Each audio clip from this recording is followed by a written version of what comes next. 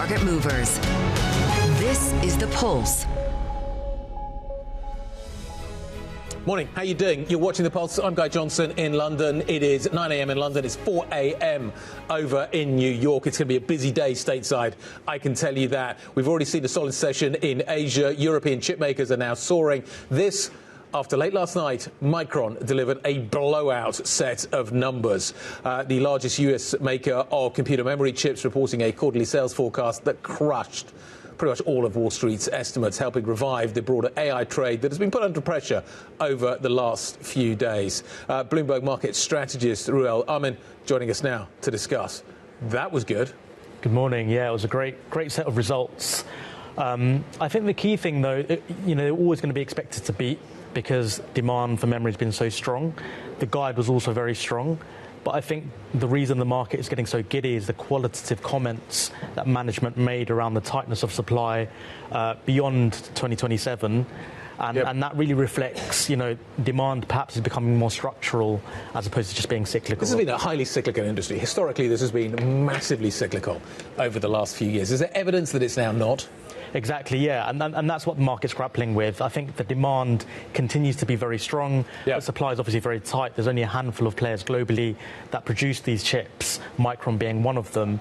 But supply remains tight. That gives them an enormous amount of pricing power, and that's just feeding through to profit margins. What you've now got as well, though, is some of the Asian players in this space looking to access US money.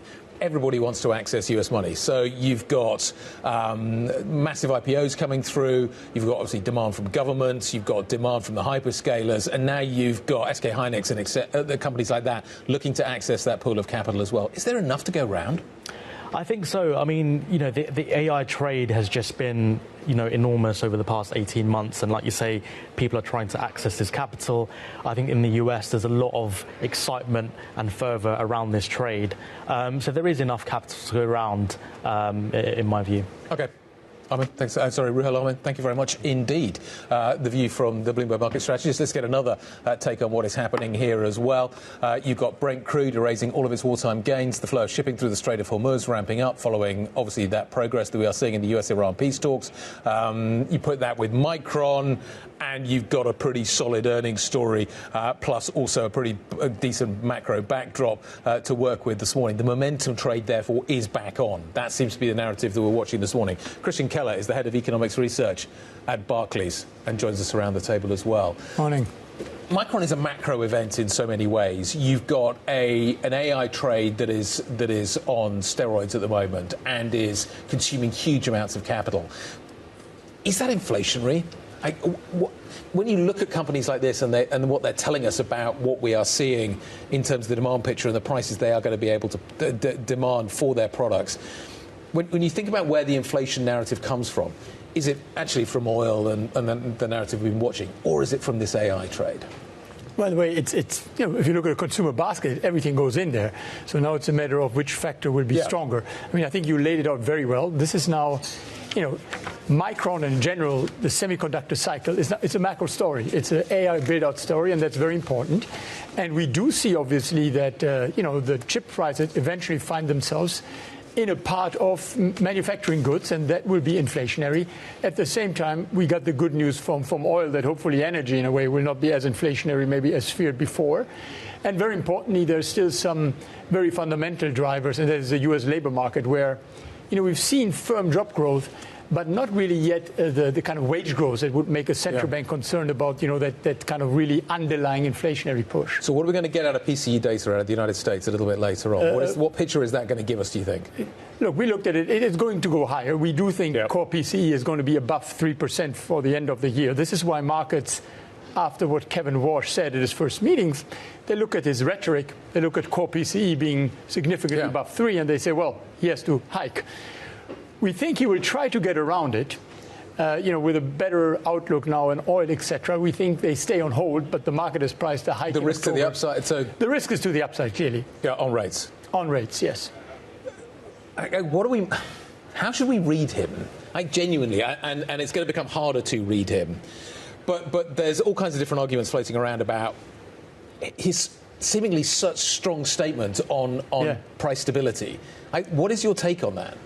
Yeah, that I think was maybe the key surprise to markets, his kind of a focus on an inflation-focused reaction function, if you want. And markets didn't expect that. They thought he would rather try to be a bit softer, obviously, given that he was chosen by a president who has been very keen on lower rates. Now, that's the first point. Then the second one is he got around a lot of the difficult question by appointing committees, so he could postpone them. Yep. Tough question, what do you do with forward guidance? Let's have a committee decided. Balance sheet, huge question. Let's have a committee. So ultimately, that bought him time, but the answers he still has to deliver. I think on forward guidance, it's clear it's gone. The statement is shorter. The dot plot, we think, will go. On the balance sheet, we do not think he will make that step to going away from a kind of this framework where you have ample reserves towards a much smaller balance sheet. That would be a huge step. He's going to be speaking on the main Sintra panel. Yeah. I'll be there next week. Next week's on the 1st. Yeah. Okay, so what do you want to hear there? Do we get more nuance? Or does he just kind of, again, push back? Every time we hear from him, what are we looking to learn? And is he going to be harder to read, do you think? Well, one main concern is exactly what you just indicated. He's harder to read, he takes away forward guidance, and we're going to a world of higher volatility. That's what most people you'd speak to who are in rates markets. I think this is a clear indication of higher vol. Maybe we go back to the days where you have no forward guidance. Remember Greenspan, people were looking at how big his bag was, etc. We're going into meetings. Days, So, he probably, at Sintra, I would expect, needs to try to answer some of those questions he didn't answer and just push to committees. Because ultimately, people want to hear his view as well. He cannot just delegate it and then say, let's see what some committee comes up with. Yep. And it's a panel. It's not a speech he gives. No. So, therefore, he may get away again with relative generalities. But I think the main thing is markets will see whether he reconfirms that inflation focus, which in some way makes him suddenly much more like a Lagarde at the ECB, which has only one mandate, and that's price stability. Do you think the Fed now effectively has one mandate until it gets inflation down to 2%? Does it? Does it matter which side of the decimal point we're arguing about here? If it has a 2 to start with, is that good enough, or does it need to be 2? Look, it still has a dual mandate, but I think he rightly so didn't emphasize a dual mandate that much anymore because the labor market does look much better. We had a clear turn in the labor market. If you had a situation where either the labor market, worsens a lot, or it would actually tighten, if it, for example, does go beyond 4% or so on the unemployment rate, clearly they would have to hike. So I think the dual mandate is still there, so it's still not an ECB. But for now, with core PCE so far above its 2%, and having been there for, 5-6 years now, not being a target, I think there are at least temporary, very, very much focused on inflation. Elizabeth Schnabel out this morning. More rate hikes to come. That's the message she's trying to convey. Do we just get 2 here from the ECB? Is that enough? And is there a danger they only actually end up delivering 1? If oil prices come down, is September, I don't think we're talking about July anymore, is September, how certain is it, do you think we need to see another rate hike?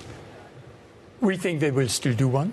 The rhetoric from those who have something to say at the council seems to be, look, yes, oil prices are coming down, but we're also seeing PMIs picking up. There's more confidence. I think they still may be concerned that some of the cost pressures that has kind of ramped up will now, in a more higher confidence environment, will be rolled over from the pass-through better from the corporates into the end prices. So I think there's this argument to still do one more, but the chances that they stop then at 250 are very, very good now. And when do the cuts come? Well, we think they'll be on hold all the way through 27, because 250 is still what they consider the upper band of the neutral rate. For them to cut then, would really imply that the economy is getting worse. And we don't see this. We actually seeing Europe, not in a stellar way, but still accelerating, improving from here. It's great to see you. It's always great to see you. Thank you very much indeed for coming to see us this morning. Christian Keller, Head of Economics Research, joining us from Barclays. We are going to return to that subject of what is happening with the oil price in just a moment and get a sense of what is going on in the Gulf. You want to know about what is happening here? There are a few people around the world that you want to be talking to. One of those is our next guest. The former US Secretary of State, John Kerry, will be joining us. We'll get his take on the draft Iran peace deal. We'll also talk about climate policy as well. In some ways, these two conversations are linked. Has the Iran war and the high prices that we've recently experienced actually accelerated the green revolution that Europe and elsewhere we're going to see maybe as a story? Anyway, that conversation is coming up next. John Kerry is going to be joining us. This is Bloomberg.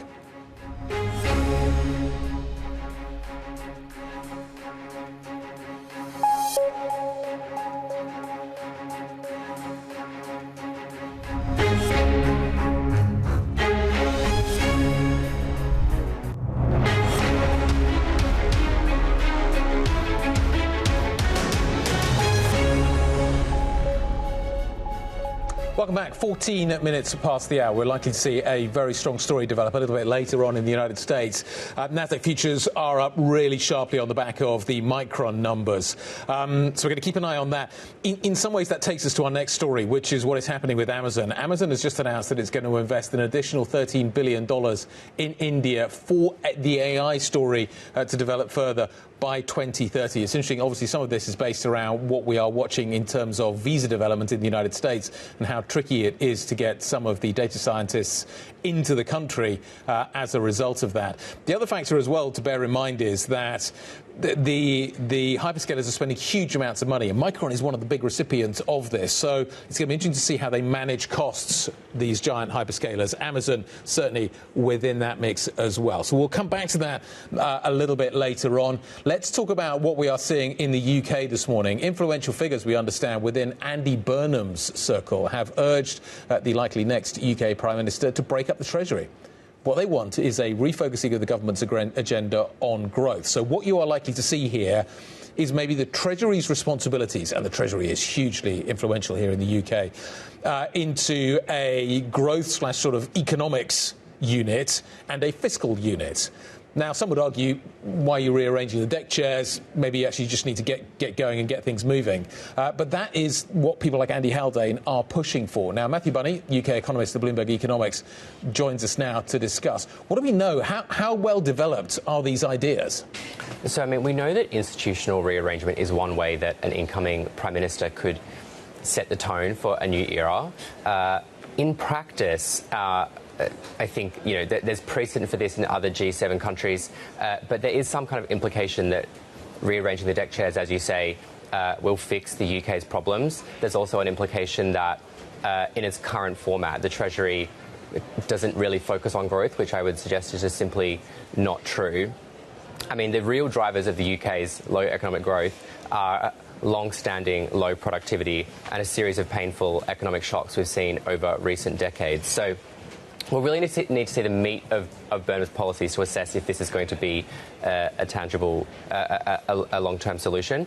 The other proposal we've seen from Burnham's camp, which is important, is a secondary remit, or strengthening the Bank of England's secondary remit to focus on growth. So the BOE's primary goal is to target 2% inflation. They have a secondary, softer target around supporting the government's growth agenda. So putting more of a focus on growth could be seen in some corners perhaps as weakening the bank's inflation-fighting credentials. That's why any change to the Bank of England's remit will need to be made from a position of strength. OK. Does this make this, just back to the kind of the first story a little bit, does this make whoever is Chancellor next a less important role, potentially a less important role? Or would the Chancellor have oversight still of all of this?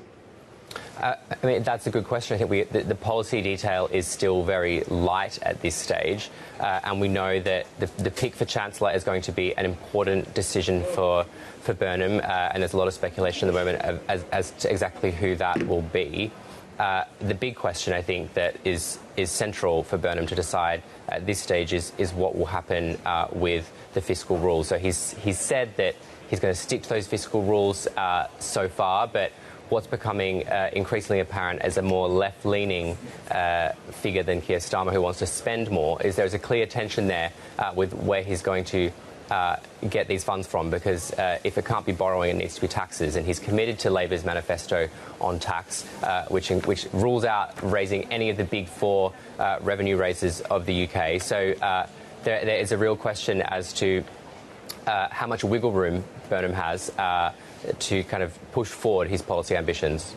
Matt, great stuff. Thank you very much indeed for updating us. Matt Bunny, UK economist at Bloomberg Economics. Let's turn back to geopolitics and talk about what is happening there. The US is seeking to reassure allies of the strength of an interim peace agreement with Iran. There has been widespread criticism, we understand, in Washington that the Trump administration has conceded too much to Tehran in terms of the financial benefits and sanction relief to get the Strait of Hormuz open.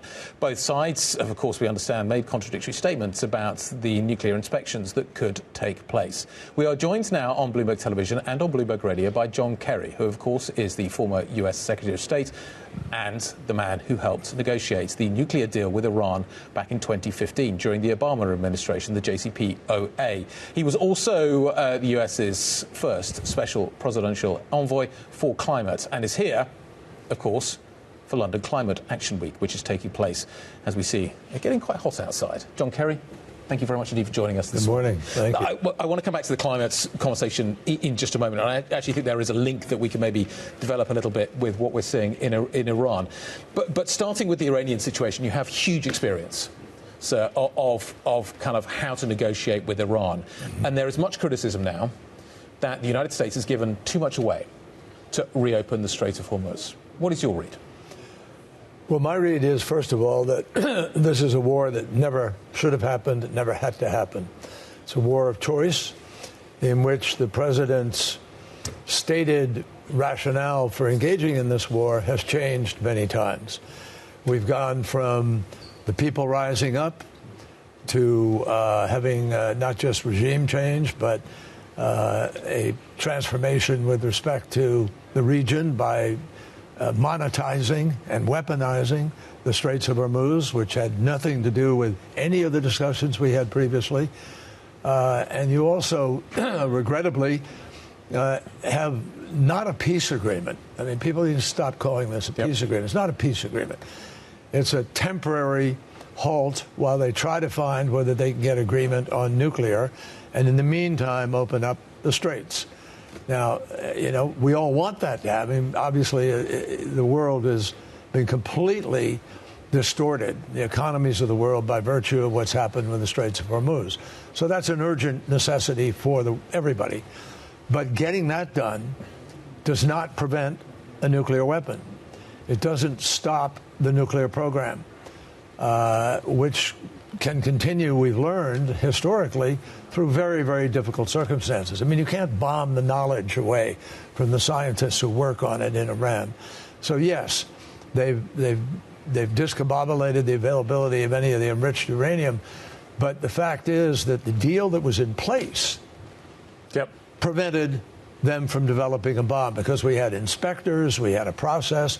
You don't have any of that today. So do you expect the deal, and we'll come on to the timing in just a moment, the deal that could be negotiated here to be any improvements on the JCPOA? Well, that's just becomes pure speculation. I don't know.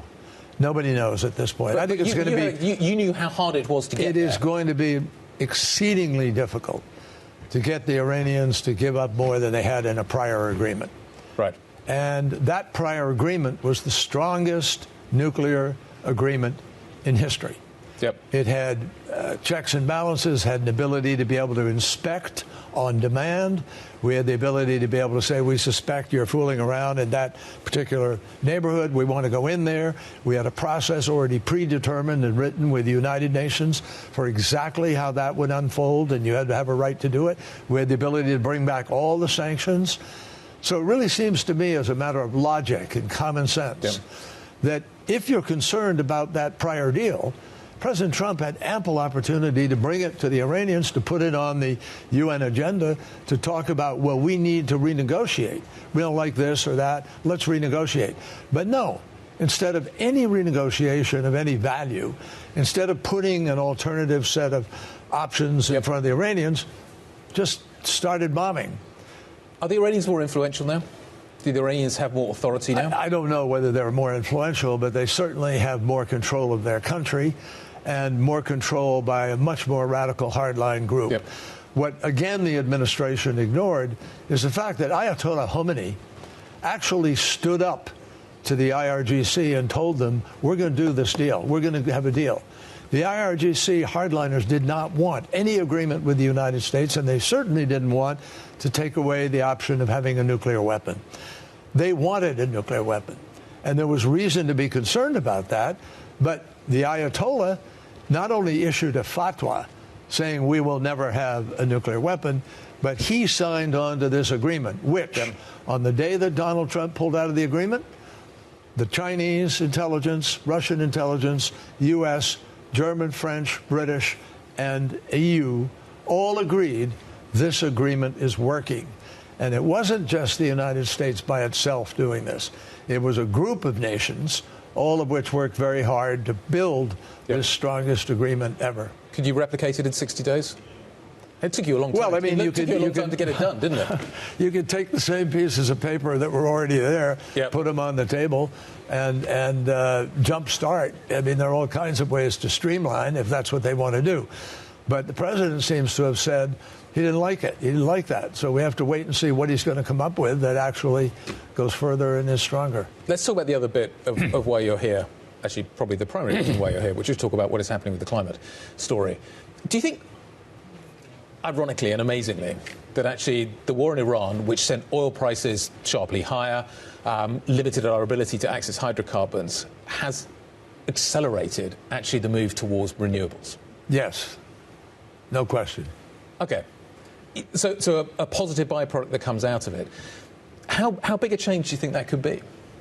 Like in terms of the underside, just everybody now knows of this bigger choke point and the restrictions that could apply to it in the future. Does that change the mentality of people that were wavering, do you think? Absolutely. No question in my mind. I've already seen that in conversations I've had in the course of the week here in London. But it's also very clear that the whole marketplace, the global marketplace, has now made a decision to proceed forward to try to provide firm energy that is not further harming the planet. And that's very clear now.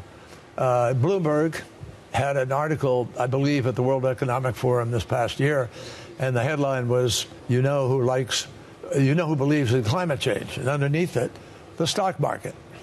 There was another article, the Wall Street Journal, earlier in the year, which said, and I quote it, big headline, the energy transition is now unstoppable. And I think if you talk to knowledgeable folks who are in the business world, well, they don't make a lot of noise about it right now. They're not trying to attract attention to themselves.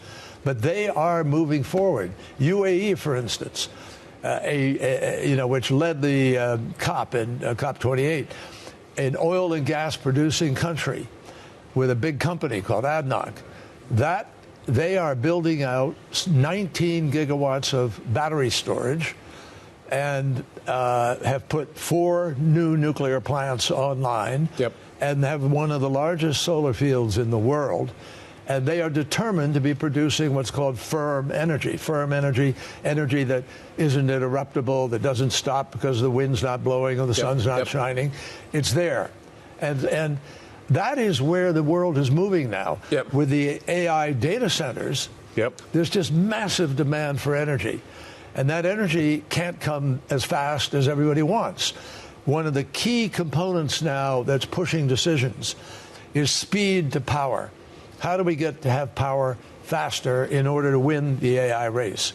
In addition to that, you have other options that people now see, that solar is cheaper, renewables are cheaper, and renewables are better and better now. And like Texas, which has its own grid, is now massively building out onshore solar and wind. And they do it not because of the climate.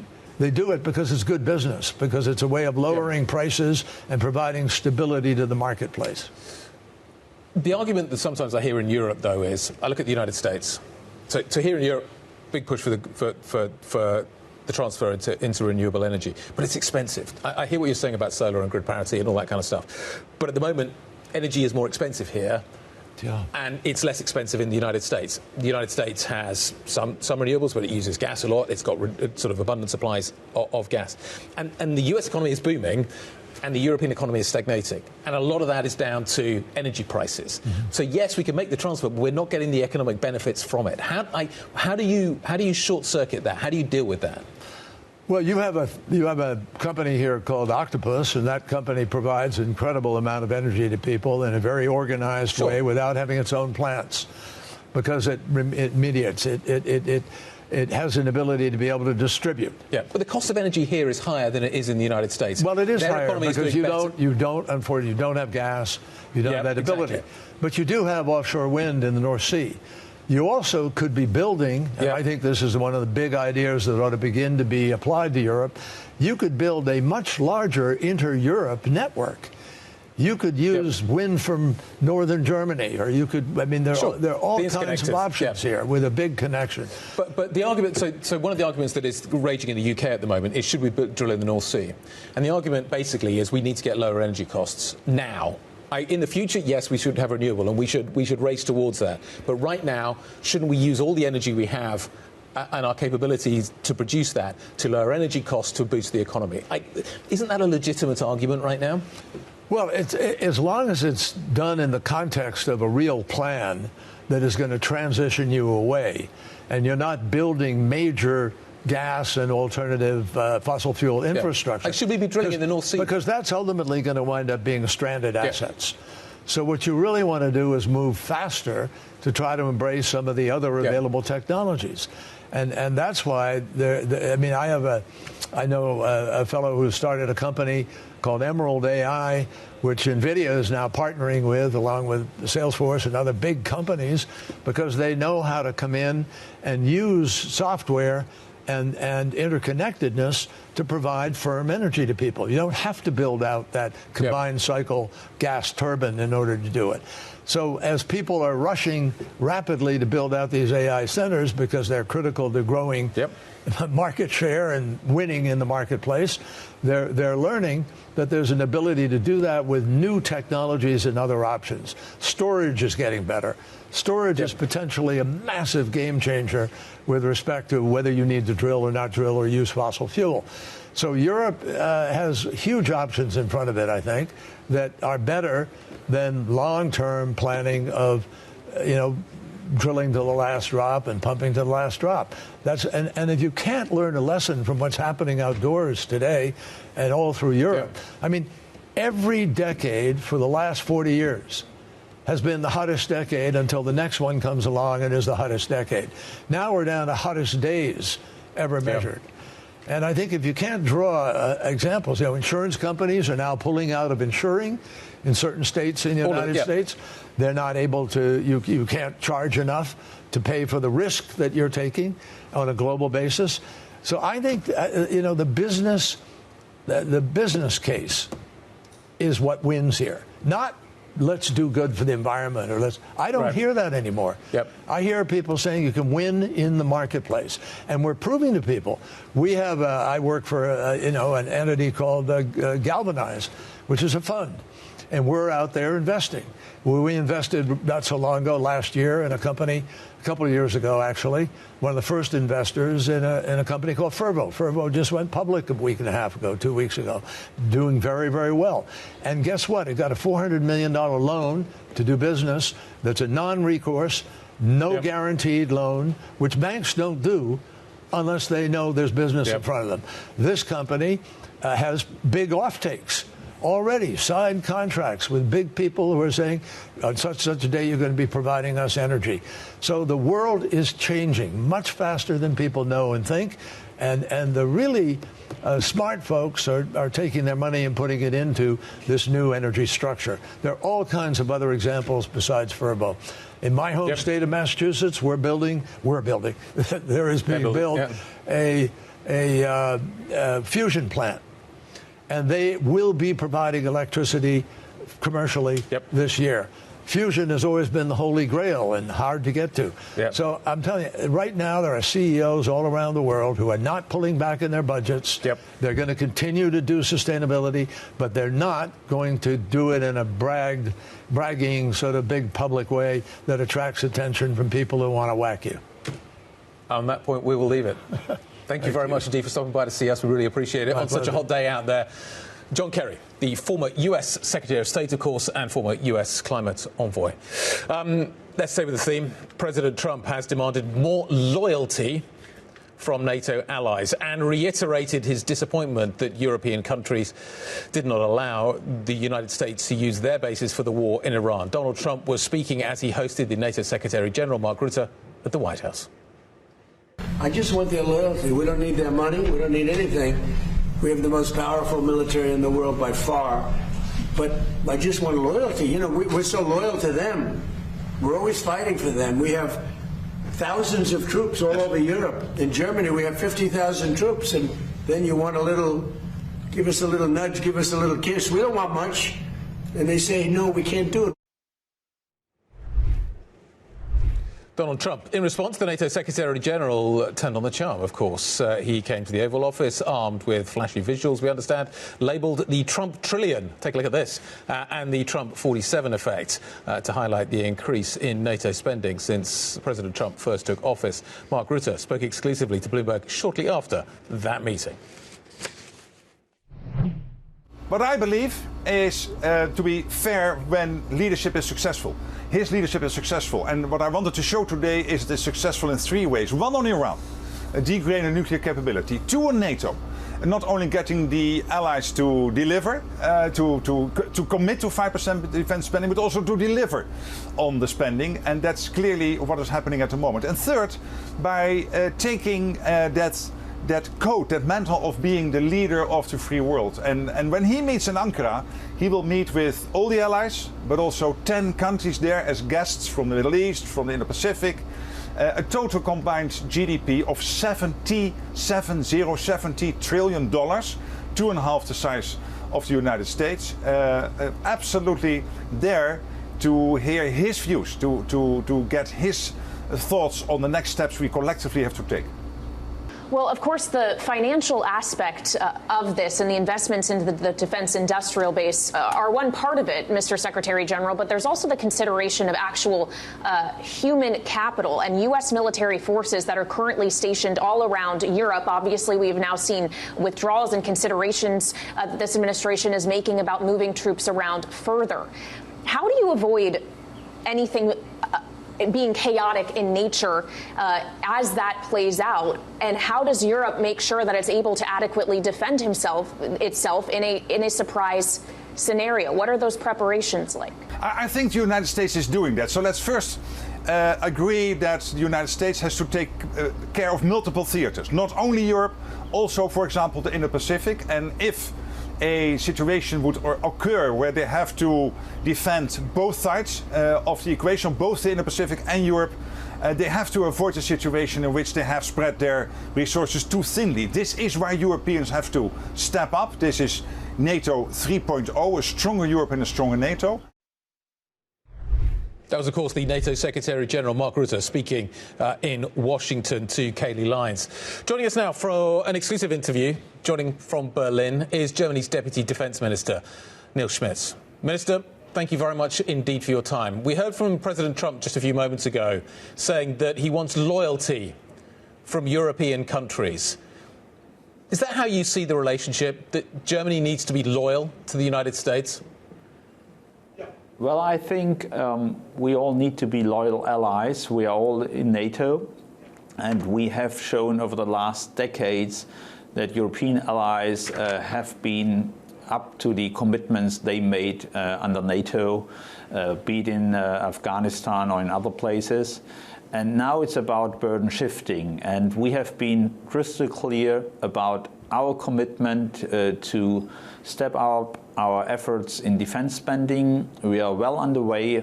All NATO members have now reached 2%, which was the previous goal.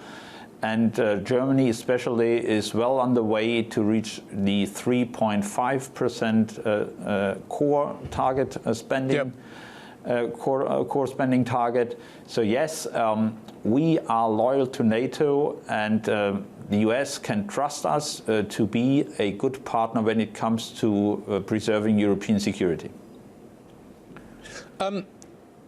The Chancellor, Friedrich Merz, yesterday hosted European allies, peers, and Rutte, I understand, remotely, to discuss what the message would be from Europe going into the Turkey meeting, the NATO-Turkey meeting, which is coming up. President Trump will be there. What was the net result of that meeting? What is the message that Europe would like to convey? There are two messages we want to convey to the NATO summit, and especially to President Trump. One is that we have understood the call for action, that this is not only about words, we are taking action in enhancing and expanding our defense budgets here in Europe. Burden shifting is already happening. And the second point we would like to make is about European security, about NATO efforts to support Ukraine when it comes to counter military aggression from Russia. This has been an ongoing joint effort by all NATO member states for more than 4 years now. And indeed, we have seen new mechanisms of funding for Ukrainian military support coming up over the last year, especially Pearl. And we want to make Pearl a success story. And European NATO allies are committed to Pearl, especially Germany is very much committed and has announced a new Pearl package where we want to contribute to. Minister, I look at the news over the last few days and the last few weeks, and one of the things that really stands out is that it's harder to rearm than maybe we first thought. Germany has committed significant funds to its rearmament program, but delivering the weapons turns out to be harder than we first thought. We saw yesterday that story developing when it comes to the frigate story and the switch that you made to TKMS. We've also seen it, obviously, with the jet fighter program, the next generation jet fighter program. Is it proving harder to rearm than you first thought? We have to admit that we have a long way to go to ramp up our defense industry, especially the production capacity of our defense industry. This applies to all European nations and, to a certain extent, even to the US. That's why we also need to consider how to pool manufacturing capacity across NATO nations to step up manufacturing capabilities across the board inside NATO. And yes, in the case of the new frigate, we had to acknowledge that delays, technical problems, price raises demanded from us to stop the project and to return to a well-proved concept, the so-called Mako class, to provide our Navy with an excellent frigate on time and to meet the NATO capability targets Germany is committed to. Will you be seeking compensation as a result of that switch? Kind of how does it affect the German financial situation? Well, first of all, we cut the losses with a not well-going project, to be very frank. And we believe that for the price tag that is attached to the Mako class frigates, we get good stuff readily available, very swiftly available to our Navy. And in terms of budget pressure, it's less expensive than the continuation of the F-126 project. OK, let's talk about jet fighters. Germany, in the form of Airbus, was partnering with Dassault in the form of France in terms of the FCAS program. There is now talk, and certainly the Leonardo CEO was making this point yesterday once again, that Germany should join the GCAP group, which in the past, this group has produced a series of fighters, the Swing-Wing Tornado, the Eurofighter. Do you think Germany and Airbus should make that move now and join that consortium? That's too early to tell. We have different options to be discussed and to be reflected upon now with the change in the FCAS project. Of course, GCAP is one of the potential options, but there are other options available. What is important for us is that we are going to be able to build a sixth-generation fighter jet here in Europe. This is a very important expression of European sovereignty in a military key technology field. And we have a lot of very, very high potential, high-tech companies available in Germany and other European countries that can build that type of fighter jet. And we will very, very soon find a way forward. This has to be decided this year. This has to be decided this year. So when are we going to get that announcement? And what are the other options if it is not going to be the GCAP consortium? Well, there are, of course, some elements of the FCAS project that can be continued. This has to be discussed with the Spanish and French partners. We have a very capable European military and aircraft and industry. And so now we have different options that need to be looked at. So it's too early to give you an exact answer, but we are eager to find a solution very soon because time is very important in this matter. So a decision this year. Minister, thank you very much indeed for your time this morning. Nils Schmid, the Deputy German Defence Minister. OK, the biggest US banks, to switch gear, have boosted their dividends after passing this year's Federal Reserve stress test. The Fed exam, which was developed, remember, as a result of the 2008 financial crisis, showed that all of the banks would maintain enough capital to withstand a hypothetical economic downturn. Let's to get more on this story to Van Ram, cross-asset strategist at our Bloomberg MLive team. Basically, we've got another test that everybody's passed, and therefore everybody can deliver their dividends. This is a very complicated process. Jamie Dimon says it's a complete waste of time. Is there any evidence that it is a complete waste of time? I think it's a bit of... excuse me. Excuse me, Tom. I think it's a bit of an overstatement to say that it's a complete waste of time. I think that they have had their utilities. I mean, as you mentioned, Tom, this came in the wake of the 2008 financial crisis, and there was a definite indication then that there was a need for it, which is why they opted for it. And I think that, having moved further away from the crisis era, I think there is a case to relax those guidelines maybe, but I do think that you've got to stress test banks' capital and assume and ask the question, what happens to their capital buffers if there is going to be a downturn in the housing market, if there is going to be a downturn in loan provisioning and all those things. So I think that, to completely cast aspersion on the fact that whether or not we need these stress tests is a bit unwarranted, I think. OK. Ben, thanks for the update. Greatly appreciate it. Cross-asset strategist at Bloomberg MLive, Van Ram. OK, coming up, we are going to speak to a Stanford graduate who wrote a book about Silicon Valley's grip on the university. And what lessons can we learn from it? That conversation is next. This is Bloomberg.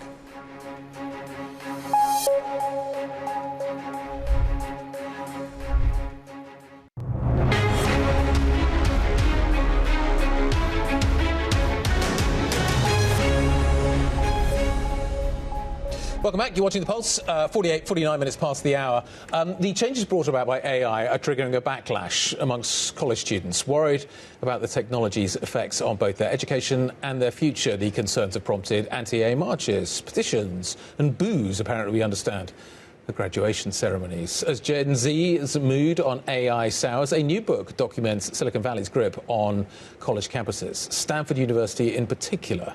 Stanford University graduate Theo Baker's reporting for this school paper led to the resignation, remember, of the university's then president. Baker then turned his college experience into a book. You can see it in front of you, How to Rule the World.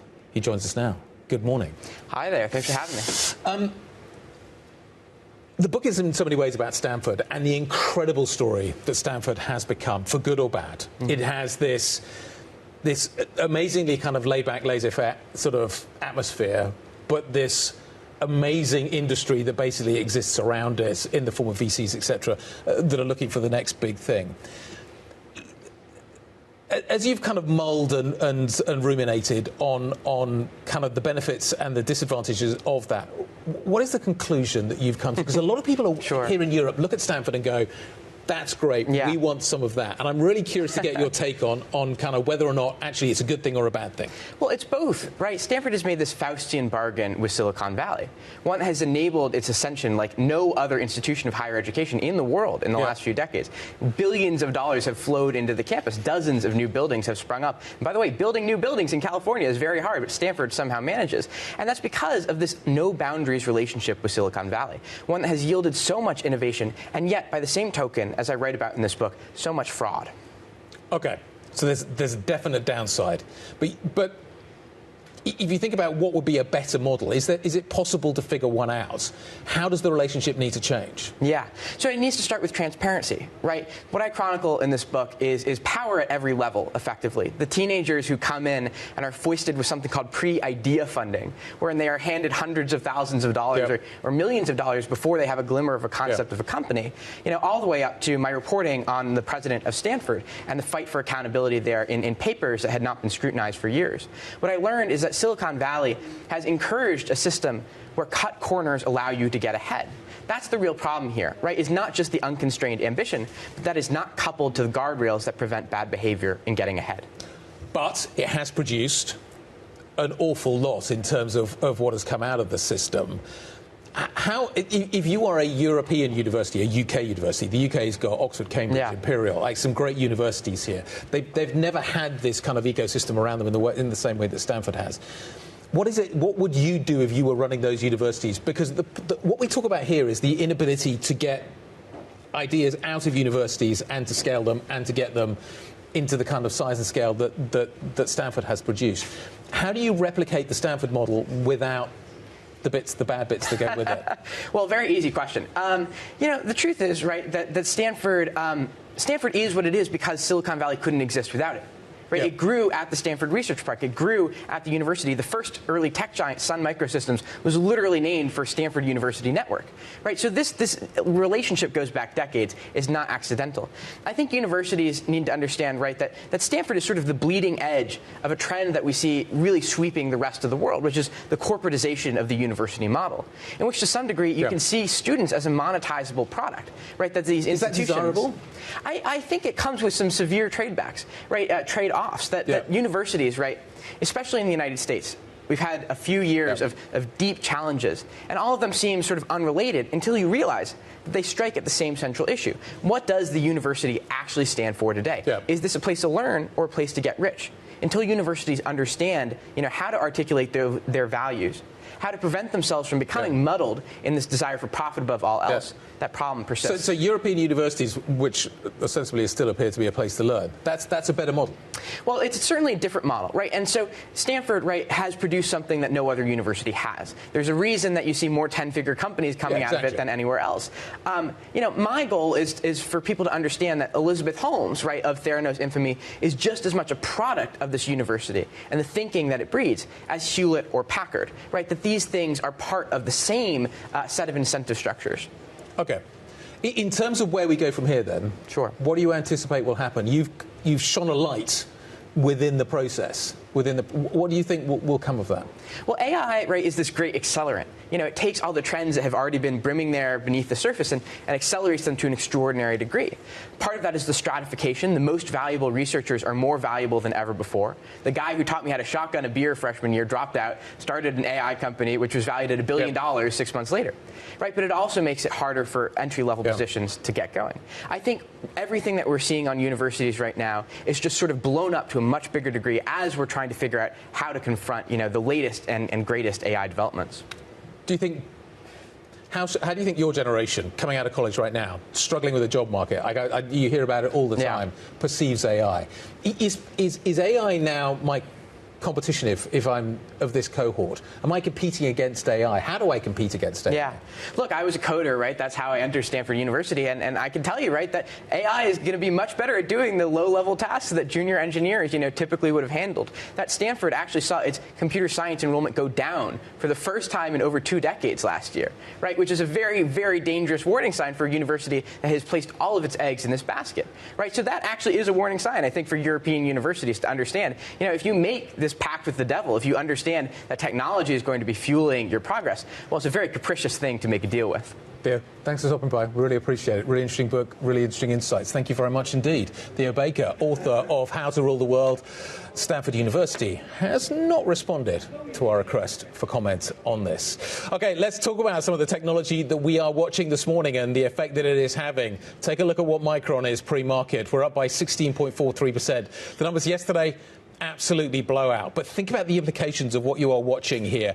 This is a company that traditionally has been cyclical, talking about long-term contracts, talking about a margin that is through the roof, basically talking about inflation within a system that really can't cope with it right now. This is not just the hyperscalers that are hoovering up this stuff. It is also stuff that goes into everyday devices. So think about that when you think about the macro picture that you need to look at when it comes to Micron. But Micron certainly is having an effect around the world. You've seen it overnight, the Kospi bouncing back really sharply. Names like SK Hynix up very strongly.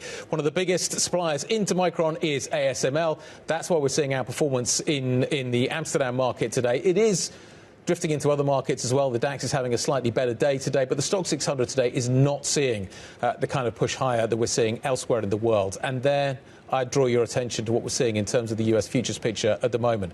S&P's up by 0.6%, Dow's flat.